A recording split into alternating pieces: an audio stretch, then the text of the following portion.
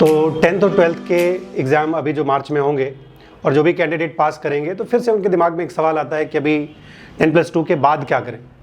या आज हम बात करने वाले हैं कि डिफेंस फोर्सेस में अगर एज एन ऑफिसर किसी को अपना करियर बनाना है तो क्या क्या ऑप्शंस अवेलेबल हैं, कैसे जा सकते हैं, क्या एलिजिबिलिटी क्राइटेरिया है। ऐसे बहुत सारे सवाल हैं जिनके जवाब लेकर आज हम यहाँ पर आए हैं। सो जय हिंद दोस्तों, मेरा नाम है संजय सिंह चौहान और हमारे चैनल प्रथम पग में आपका बहुत बहुत स्वागत है। और उनमें से एक बहुत इंपॉर्टेंट एंट्री है जिसका नाम है NDA, national defence academy Khadakwasla Pune, जो कि महाराष्ट्र में है। और एनडीए एग्ज़ाम उन कैंडिडेट्स के लिए है जो या तो 12th में अपीयरिंग हो, पढ़ रहे हो, या जिन्होंने 12th पास कर लिया हो, वो कैंडिडेट एनडीए का एग्ज़ाम दे सकते हैं। ये एग्ज़ाम यूपीएससी कंडक्ट करती है और साल में 2 बार ये एग्ज़ाम कंडक्ट किया जाता है। पहली बार ये एग्ज़ाम कंडक्ट किया जाता है इन द मंथ ऑफ अप्रैल और दूसरी बार इन द मंथ ऑफ सितंबर के महीने में एग्ज़ाम कंडक्ट किया जाता है। अभी तक ये एग्ज़ाम जो कंडक्ट किया जाता था वो अलग अलग कंडक्ट किया जाता था। पिछली बार से ये एग्ज़ाम सीडीएस जिस दिन होता है उसी दिन कंडक्ट किया जाता है। सीडीएस और एनडीए दोनों एक ही दिन कंडक्ट किए जाते हैं। सो इस बार भी अगर हम 2022 की बात करें तो अभी जो अगला एग्ज़ाम होने वाला है एनडीए का वो 10 अप्रैल को शेड्यूल्ड है और जो दूसरा एग्ज़ाम होगा वो 4 सितंबर को शेड्यूल्ड है। इस साल का कैलेंडर यूपीएससी ने इशू कर दिया है ऑलरेडी। आपको पता है कि 2021 अप्रैल में जो एनडीए का एग्ज़ाम हुआ उस टाइम तक सिर्फ male candidate were eligible for NDA exam, लेकिन फिर सुप्रीम कोर्ट का वर्डिक्ट आया और सितंबर 2021 में जो एग्ज़ाम हुआ उसमें कोर्ट के वर्डिक्ट के हिसाब से फिर उनको कंपल्सरली उनको इंक्लूड करना पड़ा, गर्ल्स को भी और विमेन को भी इंक्लूड करना पड़ा इसके लिए।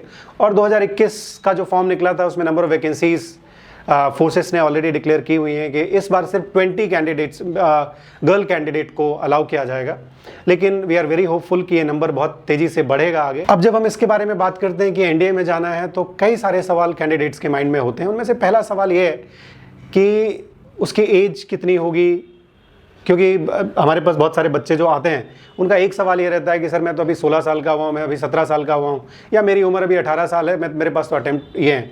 फिर हमें उनको बताते टाइम बड़ा बुरा लगता है इस बात का कि आपकी जो एज काउंट की जाती है वो एज काउंट की जाती है at the time of joining.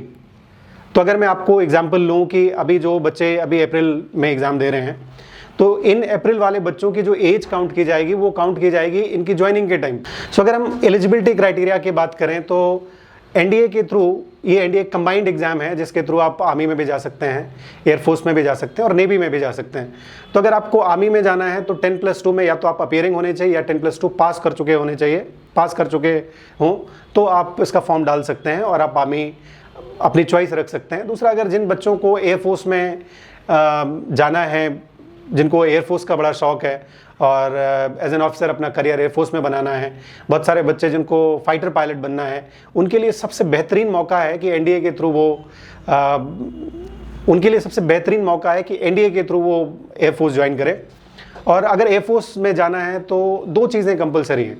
एक तो ये कि आप 12th में अपीयरिंग हो या पास हो गए हों, और दूसरी चीज़ कि आपके 12th में जो सब्जेक्ट हैं वो सब्जेक्ट फिज़िक्स और मैथ्स कंपलसरी है 10+2 में आपको।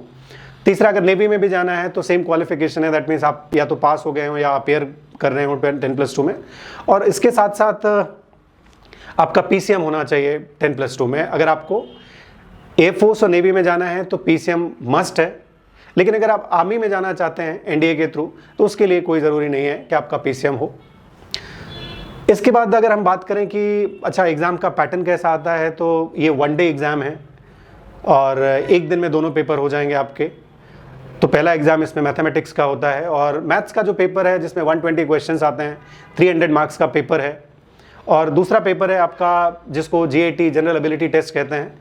ये जीएटी वाला जो पेपर है इसको 2 हिस्सों में डिवाइड किया हुआ है। जो जीएटी का पेपर है इसमें 150 क्वेश्चंस आते हैं टोटल, और इन 150 क्वेश्चंस में से 50 क्वेश्चंस आपका इंग्लिश आता है 50 क्वेश्चंस में, और रिमेनिंग 100 क्वेश्चन में आपका जो जनरल स्टडीज़ है वो आता है।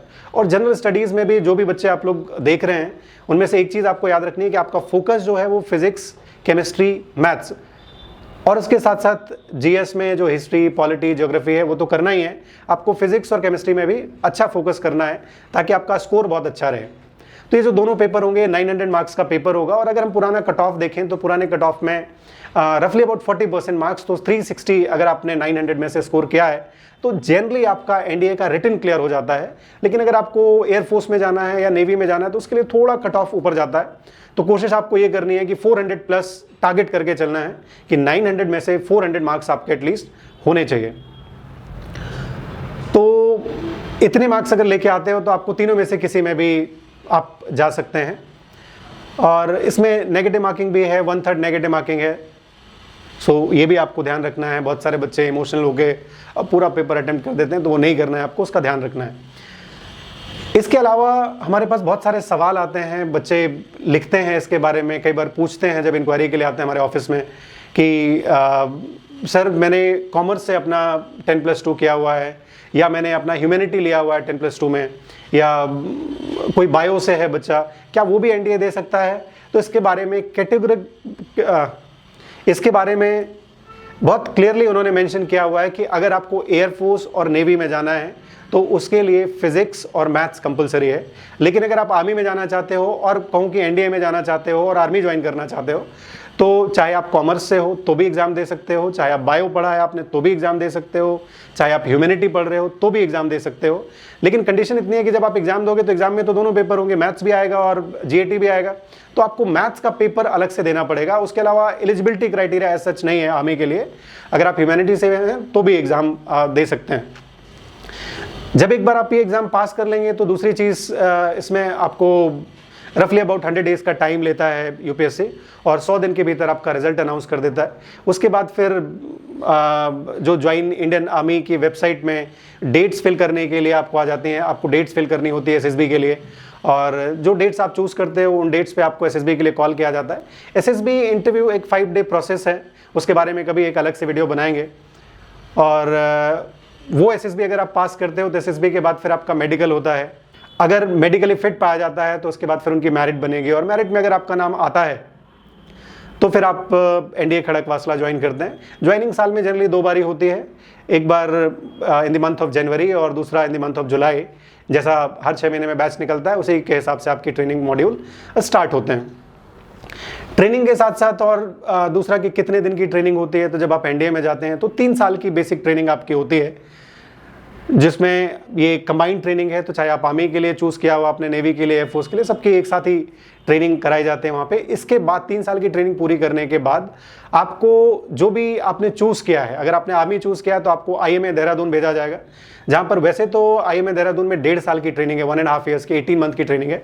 लेकिन जो कैंडिडेट एनडीए से पास होकर जाते हैं उनका बीएमटी नहीं होता, क्योंकि बीएमटी में 3 साल वो रगड़ा वैसे ही खा चुके हैं, तो उनका 1 साल की ट्रेनिंग है वहाँ पर। और 4 साल के बाद आपकी जो कमिश्निंग होती है वो कमिश्निंग आपकी आईएमए देहरादून से होगी, अगर आप आर्मी के लिए जा रहे हो। अगर आप एयरफोर्स के लिए जा रहे हो तो आपको एयरफोर्स एकेडमी डुंडीगल भेजा जाएगा, और वहाँ पर आपकी ट्रेनिंग कंडक्ट कराई जाएगी और वहीं से आपकी कमिश्निंग होगी। और तीसरा, अगर आप नेवी के लिए जा रहे हो तो जो इंडियन नेवल एकेडमी है एजिमाला में, वहाँ पर आपकी ट्रेनिंग कंप्लीट होगी, और उसके बाद फिर आपकी कमिश्निंग भी वहीं से होगी। जब आप आईएमए में होते हो या एयरफोर्स एकेडमी में होते हो या नेवल एकेडमी में होते हो, तब वहाँ पर आपको कुछ स्टाइपेंड भी पे करती है गवर्नमेंट। और एक बार जब आप कमीशन हो जाते हो उसके बाद तो फिर आपको डिटेल सारी पता ही है कि क्या होता है। सो आज के वीडियो में बस इतना ही।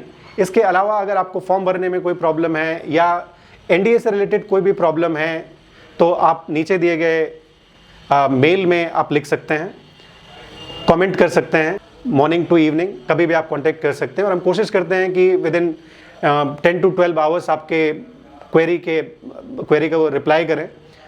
और इसके अलावा अगर आपके कोई भी डाउट हैं तो यू आर मोस्ट वेलकम, कभी भी आप आ सकते हैं। और लास्ट में अगर आपको ये वीडियो कुछ काम का लगा हो, फ्रूटफुल लगा हो, इन्फॉर्मेटिव लगा हो, तो एक सिंपल सी रिक्वेस्ट है कि इसको सब्सक्राइब करना ना भूलें, और शेयर करेंगे तो बहुत सारे लोगों को फ़ायदा होगा। मेरी तरफ से आज इतना ही। थैंक यू एंड जय हिंद।